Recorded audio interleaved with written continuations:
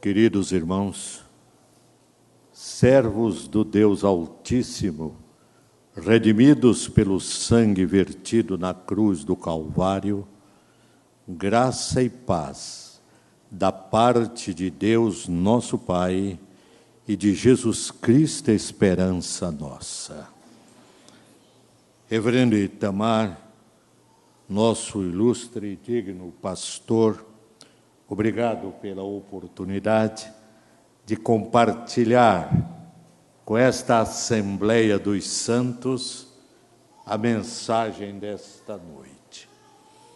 E vos convido, irmãos amados, para abrirdes a vossa Bíblia na carta do apóstolo Paulo aos Filipenses,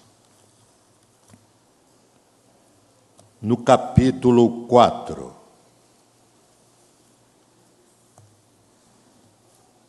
Filipenses, capítulo 4, e convido a igreja para, no lindo e harmonioso coral, lermos juntos a Santa Palavra de Deus, neste versículo 13 de Filipenses 4. Declaração ousada que Paulo faz, e que muito bem faz ao nosso coração agora. Leiamos juntos, a uma só voz. Tudo posso aquele que me fortalece. Tudo. Os irmãos têm uma definição para a palavra tudo. O que é tudo? Aí um amigo meu lá no Rio dizia, tudo é tudo. Essa é a melhor definição. Tudo é tudo. Tudo posso naquele que me fortalece. Vamos orar pedindo ao Santo Espírito de Deus que por sua graça e misericórdia nos fale com poder ao coração neste momento. Curvemos a fronte e oremos. Senhor, com alegria, lemos uma porção da Tua Palavra, cujas lições, benfazejas e eternas, queremos assimilar. Por isso te pedimos que no poder do Teu Espírito Santo, nos fales ao coração. Fala, Deus, meu Senhor. Toca-nos com o fogo do altar. Fala, Deus, meu Senhor. Eis-nos prontos ao Teu mandar. Em nome e para a glória de Jesus. Amém. O que podemos pela graça? Esse é o tema que o Senhor tem para o nosso coração agora. Houve uma época na história da humanidade, história bem recente, que eclodiu no mundo uma fartura de literatura otimista, tentando comunicar ao coração e à mente de homens e mulheres uma vitalidade nova, oriunda das suas próprias energias. Era a literatura de autoajuda, que insistia em dizer-nos, e eu li algumas delas, você pode, pense positivamente, você pode, você pode, você pode, e centrava tudo nas possibilidades puramente humanas, no antropocentrismo perigoso de assimilar. O apóstolo Paulo, no texto lido, à primeira vista, para o leitor desavisado, parece caminhar por estas veredas. Quando ele diz, tudo posso, se parasse aí, ele estaria também mergulhado neste oceano de autodefinição, de autoafirmação, de autoajuda. Mas, graças a Deus, ele não para aí. Há uma complementação neste versículo. E os irmãos podem complementar, por favor? Tudo posso. Isso faz toda a diferença. Toda a diferença. Tudo posso naquele que me fortalece.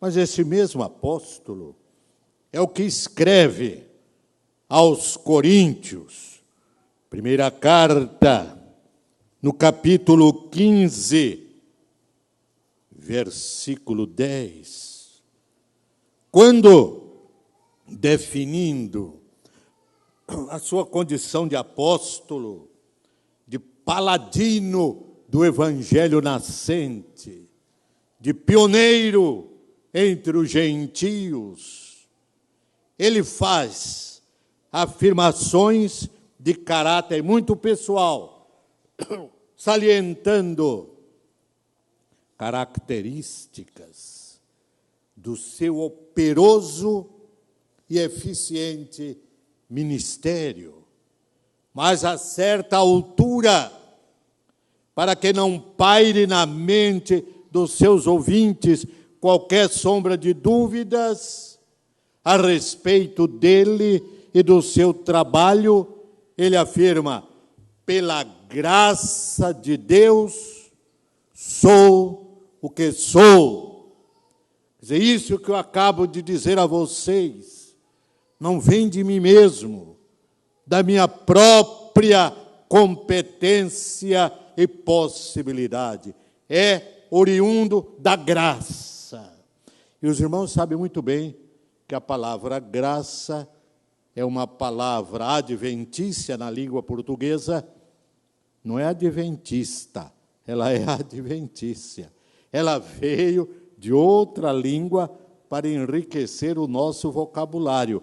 E o sentido da palavra graça, no original grego, é isso mesmo, afirmem com todo entusiasmo, graça é favor não merecido, isso é graça. Favor que eu não mereço, que nenhum de nós merece. É o que Paulo diz, pela graça, pelo favor que me foi dado, que eu não mereço, sou o que sou. Sim, meus irmãos, é pela graça daquele que o sustenta, que o ajuda, que fortalece, que ele diz poder todas as coisas. Posso todas as coisas, tudo posso naquele que me fortalece por sua graça. Daí o nosso tema, o que podemos pela graça. E por que é que nós vamos chamar a nós este assunto, tomar emprestado de Paulo a sua posição e assumi-la como nossa, porque ele também nos exorta a isso. Ainda, escrevendo aos Coríntios, primeira carta, no capítulo 4, verso 16, ele diz, admoesto-vos a que sejais meus imitadores. Sejais meus imitadores. Paulo espera que eu e vós o imitemos nos arrobos firmes da sua convicção. E digamos como ele, tudo posso naquele que me fortalece. Fruto da graça, porque pela graça de Deus, diz ele, sou o que sou. E o que é que Paulo podia e que nós também podemos, tornando-nos imitadores seus? Vejamos bem, irmãos, pela graça, Paulo podia ter uma vida vitoriosa. Lemos há pouco, no texto cantado, na inspiração poética do autor, que nada nos separará do amor de Cristo, nem a angústia, nem a espada, nem a fome, nem os problemas, nada nos separará do amor de Cristo. Esta palavra foi inspirada pelo Espírito Santo a Paulo. Ele está dizendo que é vencedor diante de todos os obstáculos, de todos os problemas, de todas as dificuldades. Paulo jamais se atemorizou diante dos problemas que lhe apareceram na caminhada. Paulo jamais arrefeceu a fé, diminuiu o entusiasmo diante dos problemas que lhe sobrevieram. Paulo tinha uma atitude de vencedor, mesmo quando, confrontando-se com a morte, ele escreve a Timóteo, seu filho na fé, dizendo: o fim da minha carreira está próximo, o meu fim está próximo. Ele sabia que Nero, imperador romano, aquela besta humana em forma de homem e que presidia de uma maneira tosca e vil o Império Romano, Nero havia assinado, decretado a morte de Paulo, prisioneiro em Roma. E ele escreve a Timóteo, sabendo disso, o fim da minha partida está próximo. Só não disse a data, mas sabia, estava próximo. Mas não lamuria, não chora, não se amesquinha. Pelo contrário, alteia-se nas asas da fé e diz: combati o bom combate, acabei a carreira, guardei a fé. Desde agora, questão de fé, de convicção esperançosa, desde agora, a coroa me está reservada. Paulo não se intimida diante de nenhuma circunstância. Ele tem sempre uma atitude vitoriosa.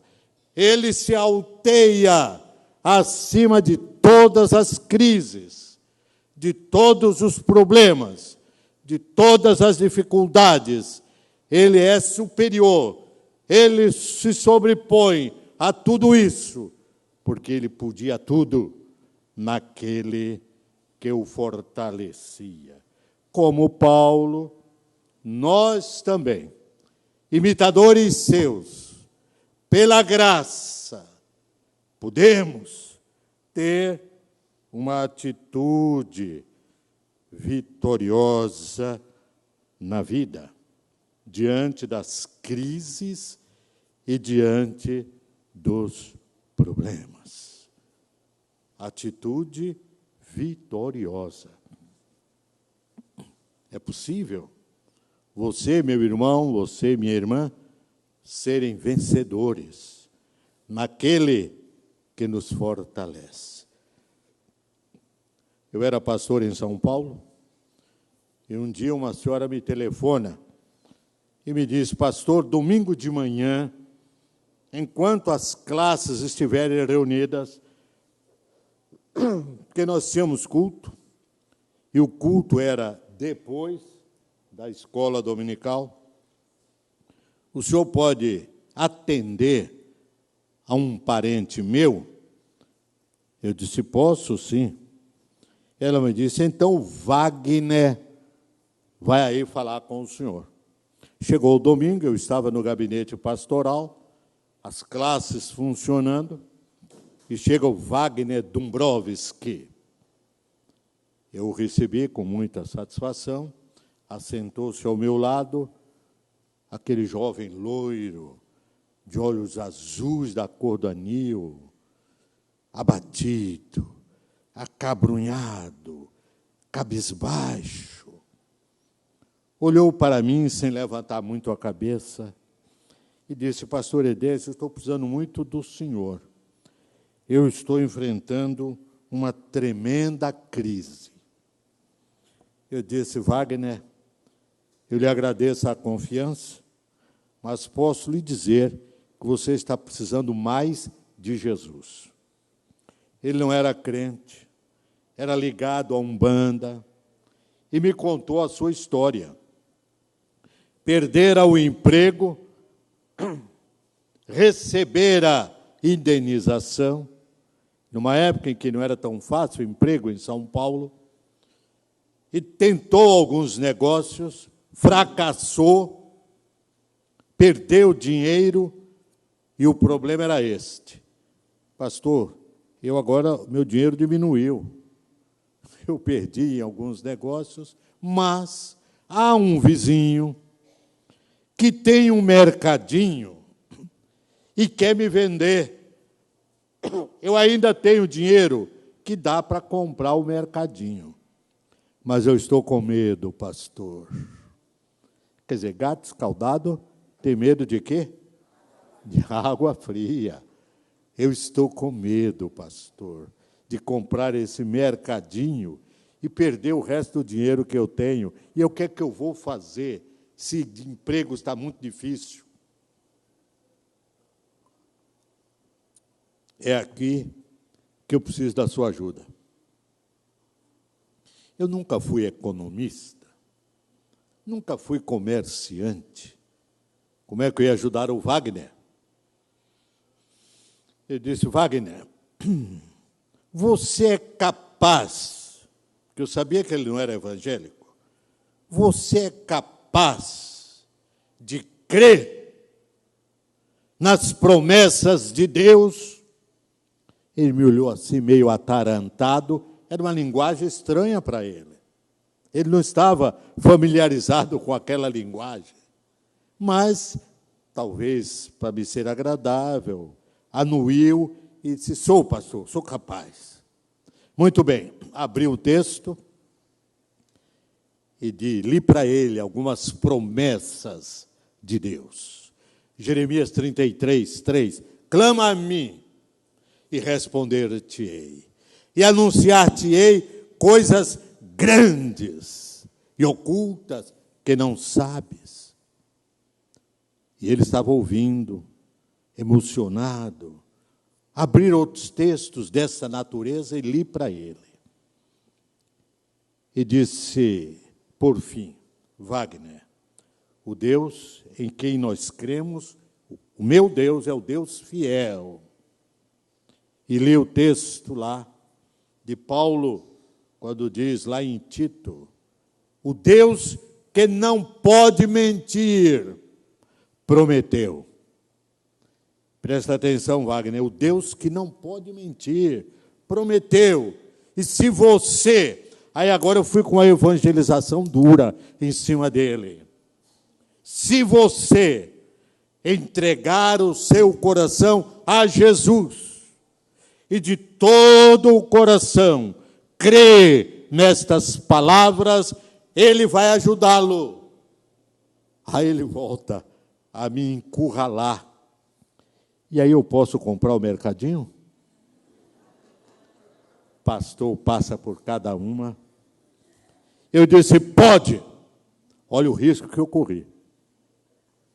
Eu disse, pode, Wagner, se você fizer o que eu lhe disse. Eu vou orar com você e por você. E você vai comprar o mercadinho. e vai ser muito bem sucedido. Eu estava dizendo no íntimo, Senhor, agora é por tua conta, porque eu estava falando sobre a palavra, confiando no Deus que eu conheço. Aí oramos, ele emocionado e alegre saiu, foi embora. Comprou o mercadinho. Logo naquela semana mesmo, ele fechou o negócio. Quando no domingo seguinte, naquela mesma hora, me aparece outra vez o Wagner Dombrovski. Mas agora ele não vinha de cabeça baixa, de olhos tristes, vinha assim entusiasmado, cabeça erguida. Entrou, me cumprimentou, disse, pastor, tem uma boa notícia para lhe dar. Eu disse, aleluia, vamos a ela. Ele disse, eu fechei o negócio no mercadinho, e conforme a orientação do Senhor, naquele domingo, eu falei com Jesus, que o mercadinho era mais dele do que meu. Eu fiz um voto, disse o seguinte a Jesus, toda primeira venda que eu fizer no dia, quando abrir o mercadinho, a primeira venda que eu fizer, o dinheiro todo será oferta para o Senhor. E todos os dias, pastor, eu fazia a primeira venda, tirava o dinheiro à parte, e hoje eu trouxe todo o dinheiro dos dias, primeiras vendas. E, pastor, eu estou feliz, porque cada dia eu vendo mais. Cada dia eu vendo mais. Irmãos, para fazer curta uma longa história, deixei em São Paulo o Wagner Dombrovski como presbítero de uma igreja na zona leste de São Paulo. Tudo posso naquele que me fortalece. Nós, como Paulo, podemos também ter uma vida vitoriosa diante das crises de cada dia. Isso em todos os níveis. Em todos os níveis. No comércio, na empresa, no trabalho, na escola, na saúde, na família, em tudo. Podemos ter uma vida vitoriosa, assumir uma atitude de vencedores. Mas podemos tudo não apenas diante dos problemas da vida. Podemos ser vencedores também quanto à certeza de vida eterna, certeza de salvação. Quando eu era moço, vivendo lá na cidade de Jequié, já crente, graças a Deus, eu tive um susto muito grande com a reação de um amigo meu, um comerciante, com o qual eu me relacionava em termos de trabalho. Ele teve uma reação violenta quando, falando sobre religião, eu disse a ele que o crente em Cristo tem certeza de salvação. Isso parecia que eu estava jogando uma chaleira de água quente em cima dele. Ele reagiu, deu um pulo, disse, você está maluco? Maluco por quê? Onde é que você já viu dizer que homem ou mulher que come feijão e arroz? Ele parou, eu esperava ele dizer também carne ou qualquer outra coisa, mas ele parou no feijão e arroz. Gente que come feijão e arroz tem certeza de salvação? Você é um idiota! E aí arrasou comigo. Fazer o quê? Mas o que é que a Bíblia me ensina? E a todos vós? Jesus é quem diz, todo aquele que crê em mim tem, sem a menor sombra de dúvidas, tem a vida eterna.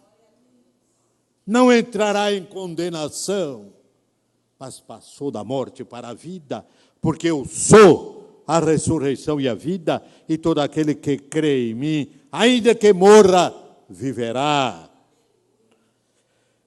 Era na cidade de Filipos, na Macedônia, que Paulo e Silas estavam no afã precioso de pregar o Evangelho. Expulsaram o demônio de uma jovem adivinha. Cuidado com a adivinhação, hein? Os adivinhos não entram no reino dos céus. Espero que ninguém aqui esteja adivinhando nada. E os donos daquela moça eram uma escrava que ganhavam muito dinheiro com as adivinhações dela. Eram pessoas importantes na cidade. Recorreram às autoridades, prenderam Paulo e Silas, deram-lhes uma surra de varas e o meteram no cárcere, pés e mãos amarrados no tronco, costas chagadas, sangrando. E aí eles dispararam numa onda de reclamação, não foi assim? Não, não mesmo. Ao contrário, perto da meia-noite, cantavam hinos de louvor a Deus. Aprisionados no tronco, vergões nas costas resultantes de uma surra de varas. Mas cantavam, glorificavam, oravam a Deus.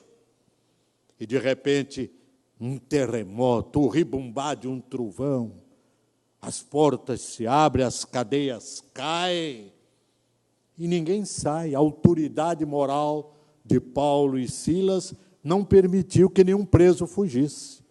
O carcereiro que morava ao lado, dentro da própria área, correu para lá, e quando viu todas as portas abertas, desesperou-se, puxou a espada para suicidar-se, porque ele era responsável por todos os presos. Ou ele morria naquela hora, ou seria degolado no dia seguinte.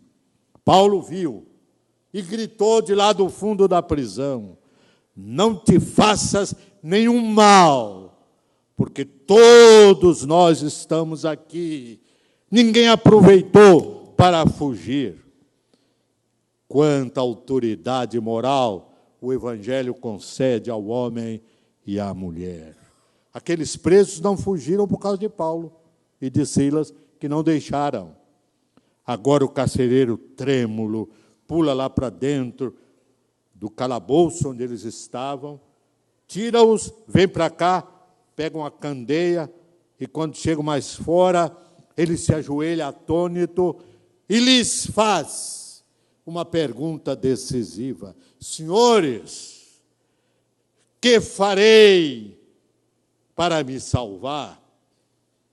E Paulo responde: crê no Senhor Jesus Cristo e serás salvo, tu e a tua casa. Eis aí o resultado da convicção. Tudo posso naquele que me fortalece. Posso ter a certeza de vida eterna. Crê no Senhor Jesus Cristo e serás salvo, tu e a tua casa. E naquela hora, agregava-se mais algum membro, ou agregavam-se, porque veio a família dele, do carcereiro, agregavam-se a Lídia e a outras senhoras de oração, mais alguns membros. A futura e próxima igreja presbiteriana, reverendo, eu acho que sim, era mesmo, de Filipos, igreja de Filipos. Tudo posso. Paulo podia ter certeza de vida eterna e compartilhar esta certeza com um carcereiro desesperado, querendo saber o que fazer para ser salvo. Sim, meus irmãos, somos imitadores de Paulo, e pela graça, favor não merecido, nós podemos também, e aí é que está a chave de toda a grandeza espiritual de Paulo, podemos ter uma experiência pessoal com Jesus. Se Paulo podia tudo isso que nós analisamos, e nós, imitadores seus, também podemos também nessa terceira fase, podemos ter uma experiência pessoal e salvadora e transformadora com Jesus. Saulo de Tarso, doutor da lei, fariseu especial, homem de prestígio social, intelectual e político em Jerusalém, deu ordem, consentiu no apedrejamento de Estevão, o primeiro mártir do cristianismo. Saulo de Tarso perseguia a igreja nascente com um furor sanguessedento, demoníaco, arrasando a igreja. Saulo de Tarso pediu ao sumo sacerdote em Jerusalém cartas de autorização com as quais ele iria a Damasco, capital da Síria, ainda hoje, não é? Damasco. Não havia naquela época o respeito ao direito público internacional. Ele podia entrar num outro país e prender gente lá dentro. Para prender os cristãos em Damasco, os discípulos de Jesus em Damasco, e arrastá-los à cadeia, ao cárcere e à morte. Mas Saulo de Tarso, respirando ameaças de morte, partiu para Damasco com uma tropa de companheiros. Quando eles estavam chegando perto dos muros da cidade de Damasco, essa mesma Damasco de hoje, que está aí nos noticiários, quase meio-dia, uma luz mais forte do que a luz do sol, um jato de luz incidiu nos seus olhos e ele caiu. E com o rosto no pó, ele ouviu uma pergunta que lhe estraçalhou todas as convicções. Saulo, Saulo, por que me persegues? E o espírito indômito, atrevido, do grande doutor da lei, de Saulo de Tarso, responde com outra pergunta, contrariando a lógica. Nunca se responde uma pergunta com outra. Quem és tu, Senhor? E o Senhor lhe diz, eu sou Jesus, o Nazareno, a quem tu persegues. Perseguir a igreja de Jesus é perseguir o próprio Jesus. A quem tu persegues, duro é para ti recalcitrares contra os aguilhões. Agora, Saulo de Tarso, vencido, quebrado, no pó, faz a pergunta decisiva da sua vida. Senhor, que queres que eu faça? Que queres que eu faça? Que farei, Senhor? Levanta-te, entra na cidade, e lá te será dito o que te convém fazer. Estava mudado o homem. Ele viu a Jesus, naquele jato de luz, mais forte do que a luz do sol. Ele viu, ele dialogou com Jesus, ele conversou com Jesus. Ele diz isso mais tarde, que ele viu a Jesus. Levanta-se, cego, não mais Saulo de Tarso, o perseguidor sangue sedento. Levanta-se o novo homem, que dali por diante não se chamaria mais Saulo, forma hebraica do seu nome, mas Paulo, a forma latina do seu nome. Podemos ter uma experiência pessoal com Jesus. Em fins do século XIX, 2 oficiais superiores do exército norte-americano viajavam num trem de luxo. O general Ingersoll, o campeão do ateísmo norte-americano, o combatente feroz do cristianismo e da pessoa de Jesus. Ingersoll representou naquela época o máximo de incredulidade e de inimizade contra Jesus. Ao seu lado, companheiro de viagem, o coronel intelectual, escritor Lewis Wallace. Conversavam durante a viagem.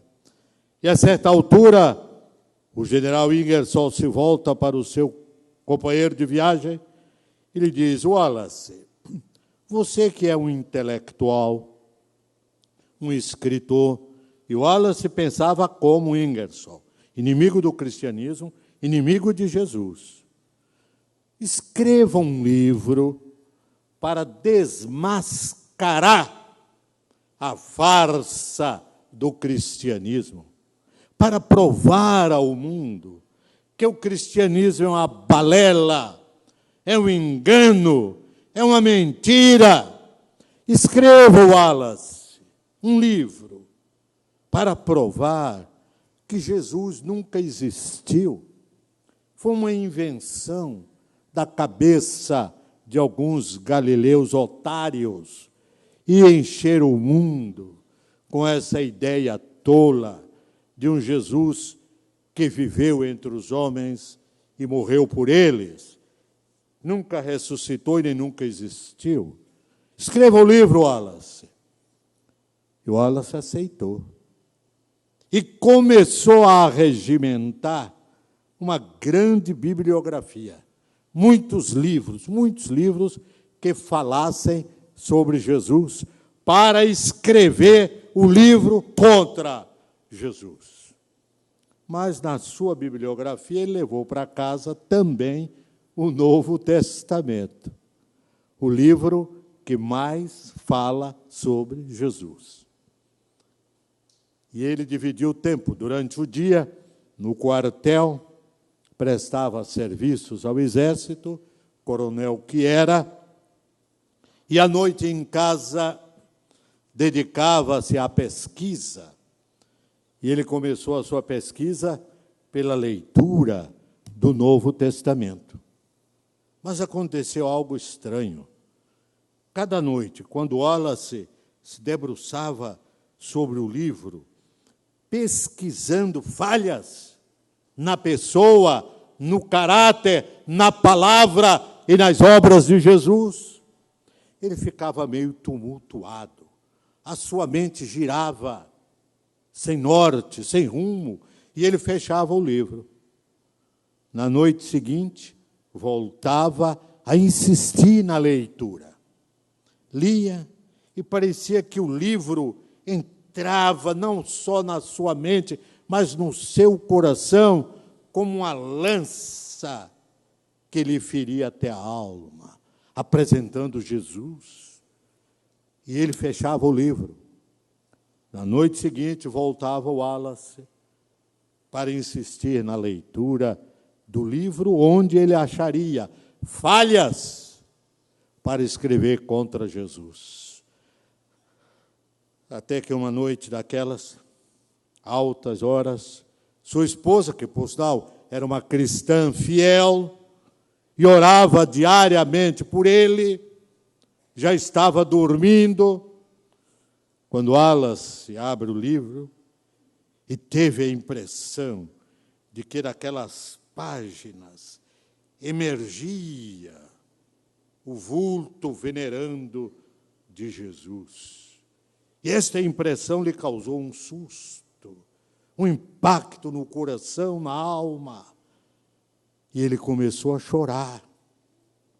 E chorando, levanta-se abruptamente e vai para o quarto onde dormia a esposa e a saculeja para acordá-la. E ela se assusta e acorda e lhe pergunta: o que foi, Wallace? O que aconteceu? E ele diz: ele é real, ele vive.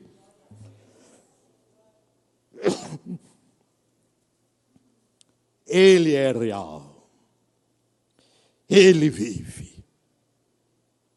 E chorando, naquela mesma hora da noite, o intelectual, o escritor, o coronel do exército americano, entrega o seu coração a Jesus. Mas o Wallace escreveu um livro, não o que Ingersoll lhe havia encomendado, mas o Wallace escreveu Ben-Hur. Ben-Hur é um dos livros mais traduzidos em várias línguas do mundo, muito mais do que Jorge Amado. Ben-Hur é o testemunho da divindade e do poder de Jesus. É o romance que tem como centro um príncipe judeu chamado Judah Ben-Hur. Este livro foi transformado em filme. Uma das mais caras produções de Hollywood, Ben-Hur. Se ainda não assistiram, assistam. Se podem, alugue o filme, leve para casa, como um exercício de crescimento intelectual e espiritual. Wallace escreveu Ben-Hur, porque ele tivera, naquela noite extraordinária, uma experiência pessoal com Jesus, convencendo-se de que Jesus vive. Jesus é real. Meus irmãos, este Jesus, proclamado por Wallace como Jesus que vive, e o Jesus real, é também apresentado pelo escritor da carta aos Hebreus, aquele que é o mesmo, ontem, hoje e eternamente. A este Jesus podemos recorrer. E amparados por ele, podemos dizer como Paulo: tudo posso naquele que nos abençoe.